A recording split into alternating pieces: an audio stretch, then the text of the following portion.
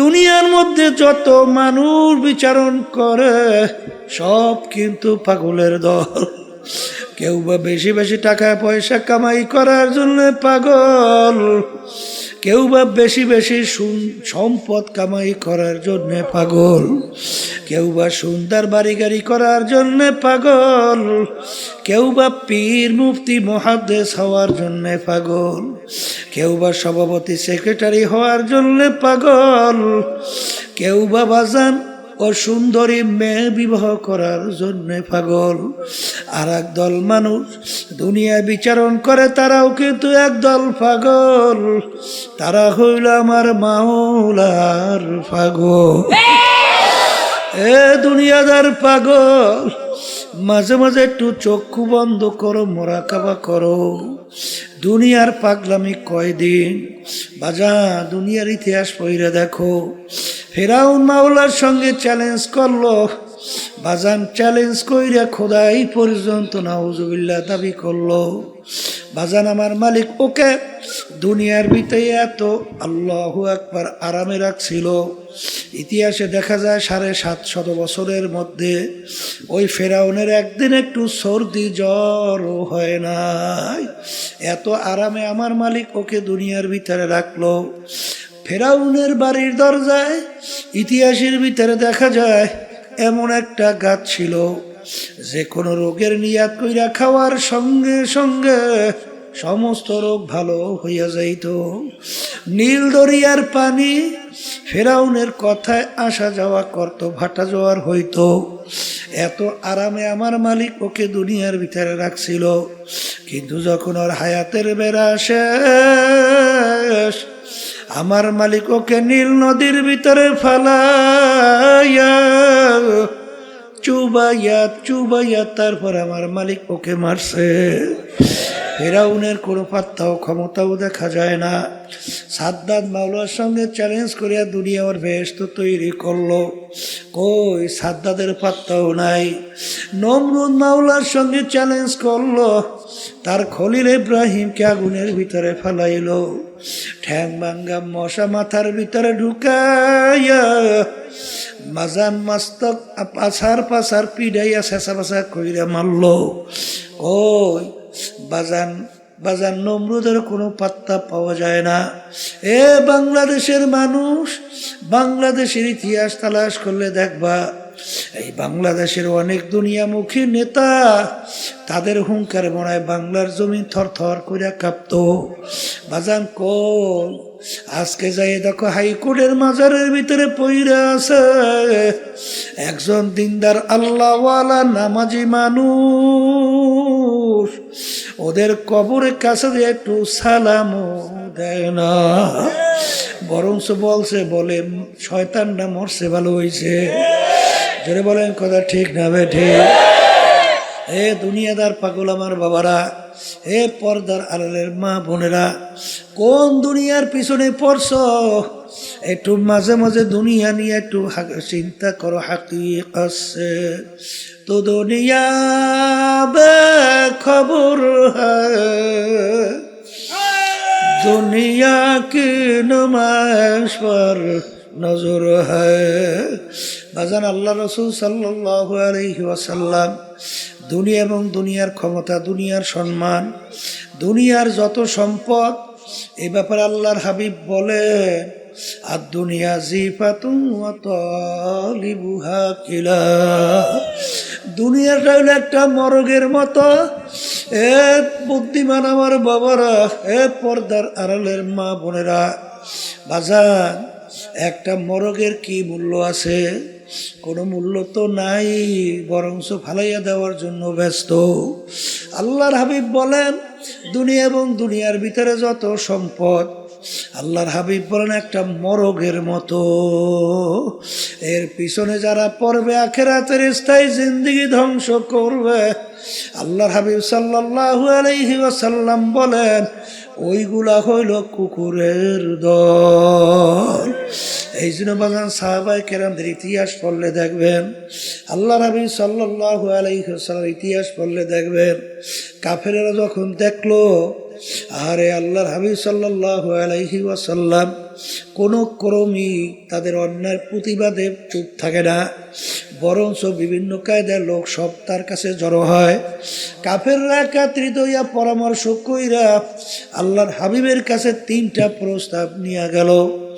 1 নম্বর প্রশ্ন, মুহাম্মদ সাল্লাল্লাহু আলাইহি ওয়াসাল্লাম, তুমি এক আল্লাহর উপরে ঈমান আনার দাওয়াত দাও, এতে আমাদের জন্য কোনো সমস্যা নাই।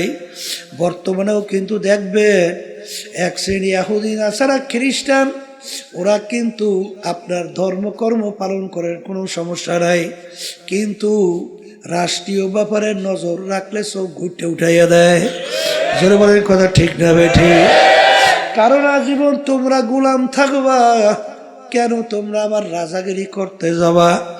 এই জন্য বাজানদেরকে বলবো, তুমি ওই যে কথা অন্যায় প্রতিবাদ যদি না করো, তাতে কিন্তু দেখবা বিজাতির ওই বিভিন্ন দুনিয়ামুখী রাজনীতি দল দেখবা তোমাকে হাদিয়া দেবে, সম্মান করবে, কিন্তু যখন ওদের অন্যায়ের প্রতিবাদে কথা বলবা, তখন শুধু হাদিয়া তো দূরের কথা, সুযোগ পাইলে মাইরাও পালায়। জোরে বলেন কথা ঠিক যাবে ঠিক? যখন নাকি বলল মুহাম্মদ তুমি এক আল্লাহর উপরে ঈমান আনার দাওয়াত দাও, এই জন্য আমাদের কোনো সমস্যা নাই, কিন্তু একটা শর্ত, আমাদের কার্যক্রমের বিরুদ্ধে তুমি কিছু বলবা না। যদি এইটা করতে পারো, আমরা সিদ্ধান্ত নিয়ে আসি তোমাকে 3টা পুরস্কার দেব। 1 নম্বর পুরস্কার, অর্থাৎ তোমাকে আমরা আরবের ভিতরে সবচেয়ে বড় ধনী বানায়া দেব, আরবের ভিতরে সবচেয়ে সম্পদশালী বানায়া দেব। আবার শর্ত হইল দাওয়াত দাও, কোনো সমস্যা নাই, আমাদের অন্যায়ের প্রতিবাদে, আমাদের কার্যক্রমের প্রতিবাদে কিছু বলবা না। এতটুকু যদি মানতে পারো, তোমাকে আরবের বড় ধনী বানায়া দেব। 2 নম্বর প্রস্তাব, তোমাকে আমরা আরবের রাজা বানায়া দেব।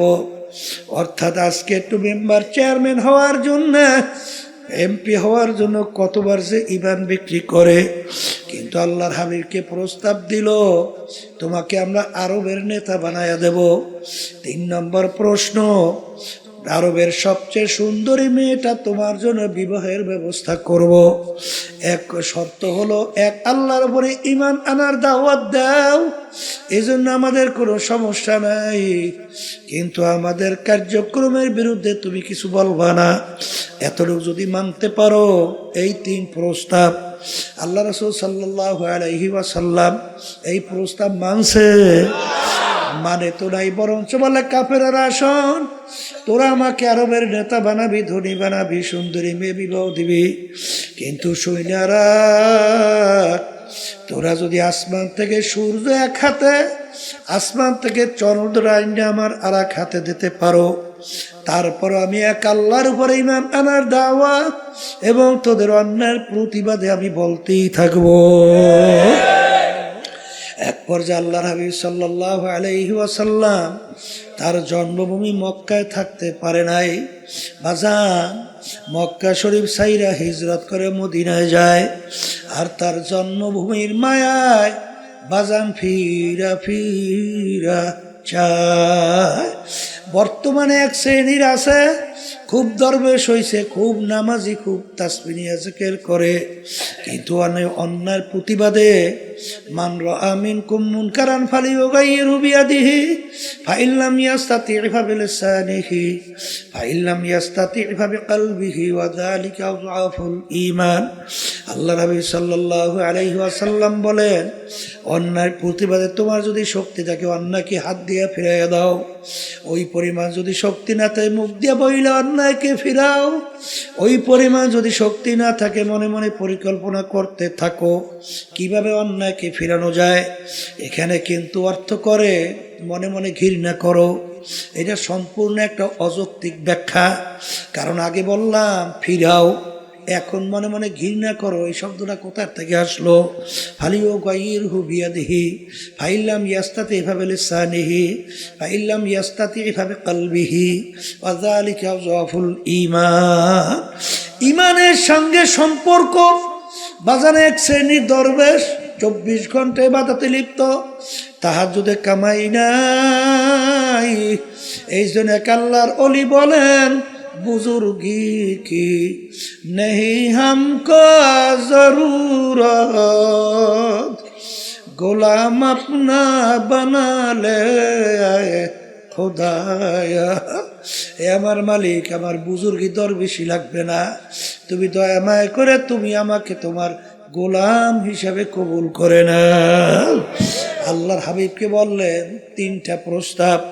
আরবের বড় ধনী, বড় নেতা, বাজান সুন্দরী মেয়ে বিবাহ। আল্লাহর হাবিব তো মানলেন না, বরঞ্চ তার মক্কা জন্মভূমি ছাড়লেন, মদিনায় গেলেন। বাজান জন্মভূমির মায়ায় মক্কায় ফিরা ফিরা তাকাইলেন। ঠিক আমার বাজানদেরকে বলবো, আমরা যারা নায়েবে রাসূল দাবি করি, আল উলামা ওয়ারাসাতুল আম্বিয়া, নবী কিন্তু নাই, কোনোদিন আসবে না।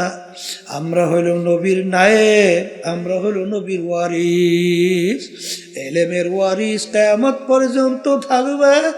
বাজান মা আতাকুমুর রাসূলু ফাখুযুহু ওয়া মা নাহাকুম আনহু ফান্তাহু। আল্লাহ রাবি যা কিছু নিয়ে আসছেন পুরাপুরি আঁকড়াইয়া ধরা লাগবে, যার থেকে নিষেধ করছেন পুরাপুরি ফেরা লাগবে। এই জন্য আমার ভাইদেরকে বলবো, আল্লাহর হাবিব সাল্লাল্লাহু আলাইহি ওয়াসাল্লামের মৌলিক চারটা কাজ ছিল। যারা বলেন কয়টা? এক নম্বর মুখস্থ করেন দাওয়াত, দুই নম্বর মুখস্থ করেন তালিম, তিন নম্বর মুখস্থ করেন তাজকিয়া নফস, চার নম্বরে জিহাদ। বাজান দাওয়াতও লাগবে, তালিমও লাগবে, তাজকিয়া নফসও লাগবে, জিহাদও লাগবে। দিন কিন্তু পরিপূর্ণ, বাড়তি কমতি আর কোনো দিক নাই, আর আসবেও না, পরিবর্তনও হবে না। আমার আব্বাজান রহমাতুল্লাহ আলাইহি চরমনায় জমিনে ঘুমায় আছেন। আমার আব্বাজান বলতেন, বাজান রে, আমার মালিক বলছেন, ওয়ালা তামুতুন্না ইল্লা ওয়া আনতুম মুসলিমুন, খবরদার তোমরা মুসলমান না হইয়া কেউ মরিও না।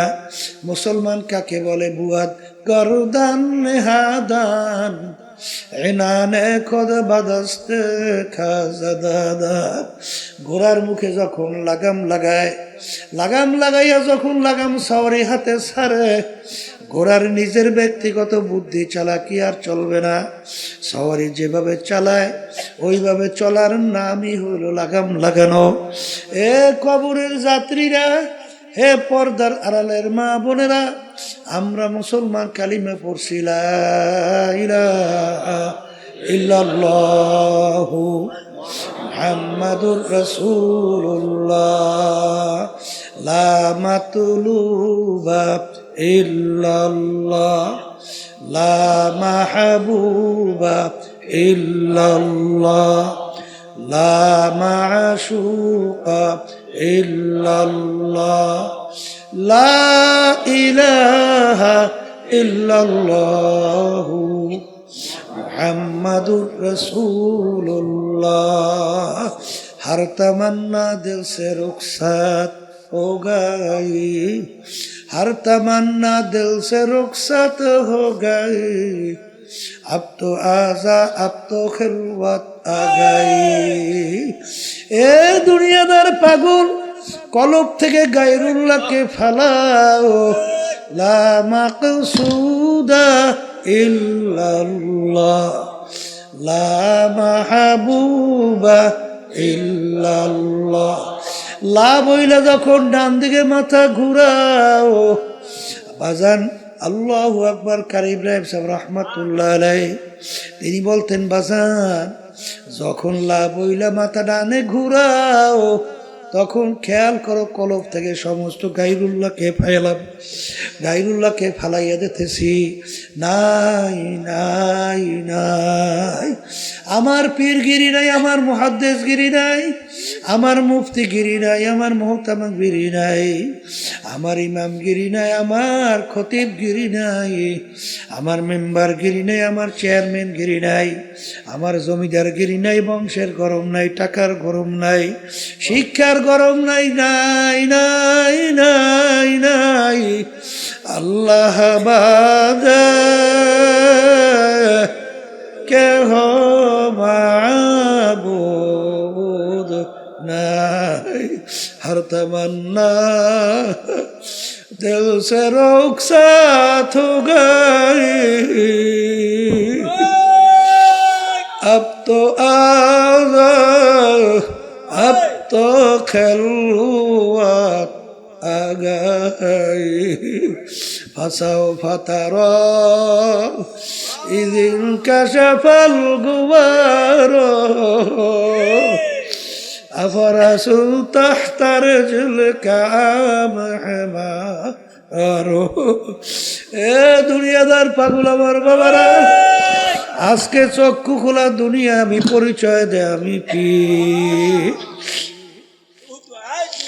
কেউ পরিচয় দে আমি চেয়ারম্যান আমি মেম্বার আমি এমপি মিনিস্টার আমি অমুক তমুক সমুক আমি টাকার ক্ষম আমি অমুক অমুক আরে আমি অমুক বংশের আমি মাতুব্বার আমি সর্দার আমি অমুক এই পরিচয় কয়দিন দুনিয়াতে চলবে যে কয়দিন চক্ষু দুইটা দুনিয়ায় খোলা থাকবে সেই কয়দিন পরিচয় চলবে যেদিন তোমার বাড়ির পাশের মসজিদের মাইকে ঘোষণা হইতে থাকবে বাড়িওয়ালা নাই রে বাড়ি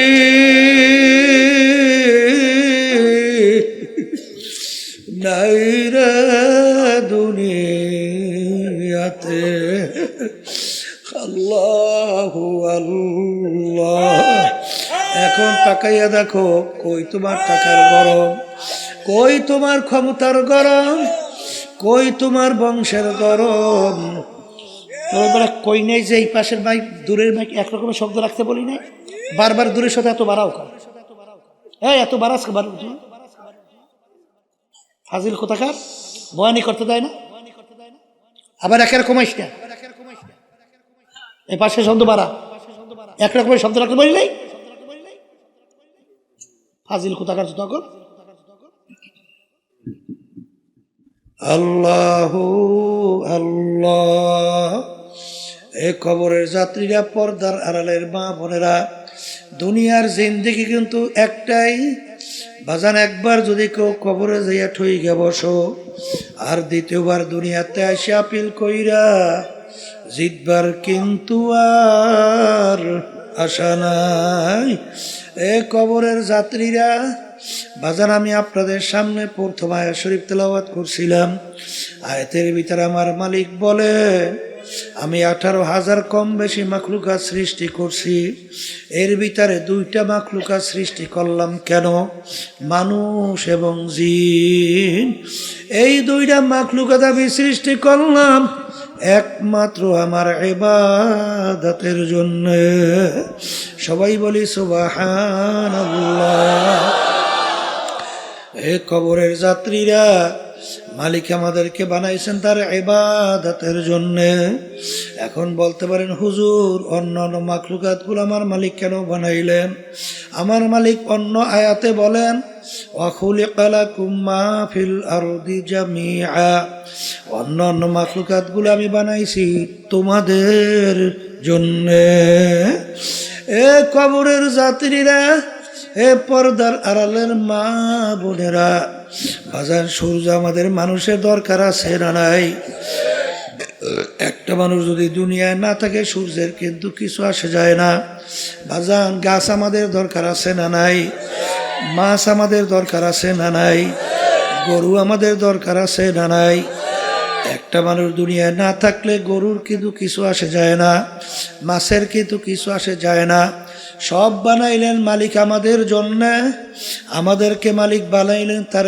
ইবাদতের জন্য বাজানে ইবাদত একটা আরবি শব্দ বাংলা অর্থ হলো মালিকের হুকুম অনুযায়ী চলা মালিকের হুকুম অনুযায়ী চলার নাম কি এ আল্লাহর বান্দারা পর্দালে মা বোনেরা আমার মালিকের হুকুম প্রতিটা মানুষের ব্যক্তিগত জীবনে আছে না নাই এ জোরে বলো আছে না নাই আমার মালিকের হুকুম প্রতিটা মানুষের বাজান পারিবারিক জীবনে আছে না নাই বাজান সামাজিক জীবনে আছে না নাই কামাইয়ের ব্যাপারে আছে না নাই খরচের ব্যাপারে আছে না নাই রাজনৈতিক জীবনে মনে হয় নাই এখানেও আছে এক শ্রেণীর বর্তমানে কিন্তু তারা বলে আমরা রাজনীতি করি না, হ্যাঁ তবে মানব রচিত কুফরি তন্ত্র মন্ত্র এই রাজনীতি করি না এটা বললে ঠিক আছে। কিন্তু বাজান রে, আল্লাহ নবী সাল্লাল্লাহু আলাইহি ওয়াসাল্লাম তিনি কিন্তু রাষ্ট্রপ্রধান ছিলেন কি ছিলেন না? তিনি কোন নীতি আদর্শ অনুযায়ী রাষ্ট্র চালাইছে? কি আল্লাহর নীতি আদর্শ অনুযায়ী। এই কথা ঠিক না বেঠি? আল্লাহু আকবার। আল্লাহ রাব্বুল আলামিন বলেন যে আমি ইসলামের উপরে রাজি খুশি। এখন আমার কাছে একমাত্র গ্রহণযোগ্য নীতি আদর্শের নাম কি? ইসলাম। এই নীতি আদর্শ আল্লাহর হাবিব রাষ্ট্র পরিচালনা করছেন, সাহাবায়ে কেরাম রাষ্ট্রপ্রধান ছিলেন কি ছিলেন না? কিন্তু যারা আজকে নায়েব দাবি কইরা বলে আমরা রাজনীতি করি না, এই আল্লাহর বান্দারা ভালো কইরা বুঝা শুই না তারপর বলা লাগবে। কারণ খোদা না কাজটা যদি এই কথা বলো তাহলে আল্লাহর হাবিবের এই কাজকে তুমি অস্বীকার করো। জোরে বলেন কথা ঠিক না বেঠিক? রাষ্ট্র পরিচালনার মধ্যে বাজান শত শত কোরআনুল কারীমের ভিতরে আয়াত আছে না? যদি রাষ্ট্রের ভিতরে তুমি এইটা বাস্তবায়ন না করো, এইটা বাস্তবায়ন করবে হিন্দুরা, খ্রিস্টান, অন্য বিজাতি। বাজান দরবেশি বুজুর্গি আমার মালিকের দরবারে কোনো দাম নাই। আল্লাহ রাব্বুল আলামিন তার রাসূলের উপর দিয়েছেন আবদুহু ওয়া রাসূলুহু, আগে আমার বান্দা তারপর আমার রাসূল। জোরে বলেন কথা ঠিক না বেঠিক? সবচেয়ে বড় মর্তাবা, সবচেয়ে বড় সম্মান, এর বড় পদ হইল আবদিয়াতের দরজা। জোরে বলেন কথা ঠিক কিনা? এই জন্য আমার ভাইদেরকে বলবো, পর্দার আলেম মা বোনদেরকে বলবো, বাজান মালিক আমাদেরকে বানাইছে তার হুকুম অনুযায়ী চলা। এ কবরের যাত্রীরা, এ পর্দার আড়ালের মা বোনেরা, কোনো দলাদলি বুঝি না। তোমার কবরে তুমি যাবো, আমার কবরে আমি যাব। তোমার কবরের প্রশ্নের উত্তর তুমি দিবা, আমার কবরের প্রশ্নের উত্তর আমি দেব। কিন্তু ওয়ালা তামুতুন্না ইল্লা ওয়া আনতুম মুসলিমুন, খবরদার মুসলমান না হইয়া কেউ মরিও না। আল্লাহ না আমেরিকা না লন্ডন সে গুলফাত, হামি মস্তে মদিনা কার খোদায়া। এ মুসলমান আমার বাবারা, পর্দার আড়ালের মা বোনেরা, দুনিয়ার যে কোনো প্রান্তে মানুষ থাকলে সেকেন্ডের মধ্যে যোগাযোগ করা যায়। আর তোমার আমার বাড়ির দরজায় আমার আম্মা ঘুমায়া রইল, আমার আব্বা ঘুমায়া রইল, আত্মীয় স্বজন ঘুমায়া রইল, কই আজ পর্যন্ত খবর দিতে পারে না, নেতেও কিন্তু পারলাম না। এই জন্য আমার বাজানদেরকে বলবো, আল্লাহ নবী সাল্লাল্লাহু আলাইহি ওয়াসাল্লাম তার অল্প বয়সে তার দাড়ি মোবারক পাইকে গেল, তার পিঠ মোবারক গুজা হয়ে গেল। সাহাবায়ে কেরাম বলে, আল্লাহর রাসূল এত অল্প বয়সে আপনার দাড়ি মোবারক কেন পাকলো, কেন আপনার পিঠ মোবারক গুজা হলো? আল্লাহ নবী বলেন, আমার সাহাবারা, আমি রাসূল যা দেখি তোমরা তো দেখো না, আমি রাসূল যা জানি তোমরা তো জানো না, আমি রাসূল যা শুনি তোমরা তো শোনো না। আরে যারা আমার উম্মতরা ঠিক মতো 5 ওয়াক্ত নামাজ পড়ে না, যারা আল্লাহর হুকুম রমজান মাসের রোজা রাখে না, যাদের উপরে হজ যাকাত ফরজ হওয়ার পরেও ঠিক মতো যাকাত দেয় না, আল্লাহর হুকুম পর্দা ফরজ ঠিক মতো পর্দা করে না, আরে সুন্নাত তরিকে চলে না, হারাম হালাল তমিজ কইরা খায় না, চলে না, তাদের ব্যাপারে আমার মালিক যে আযাবের ঘোষণা দিছে, যেই জাহান্নাম তৈরি করছে, ওই 1 সেকেন্ডের আযাব সহ্য করার শক্তি দুনিয়ার কোনো মানুষের না। আমার উম্মত কিভাবে জাহান্নামের আগুনের ভিতরে জ্বলবে, এই চিন্তায় চিন্তা আমি রসুলের দাড়ি পাইখা গেল, আমি রসুলের পিঠ গুজা হয়ে গেল। এ কবরের যাত্রীরা, আল্লাহর হাবিব কিন্তু তার নিজের চিন্তায় দাড়িও পাকে নাই, তার নিজের চিন্তায় পিঠ মোবারকও গুজা হয় নাই। তোমার আমার চিন্তা আল্লাহর হাবিবের দাড়ি মোবারক পাইখা গেল, পিঠ মোবারক গুজা হয়ে গেল।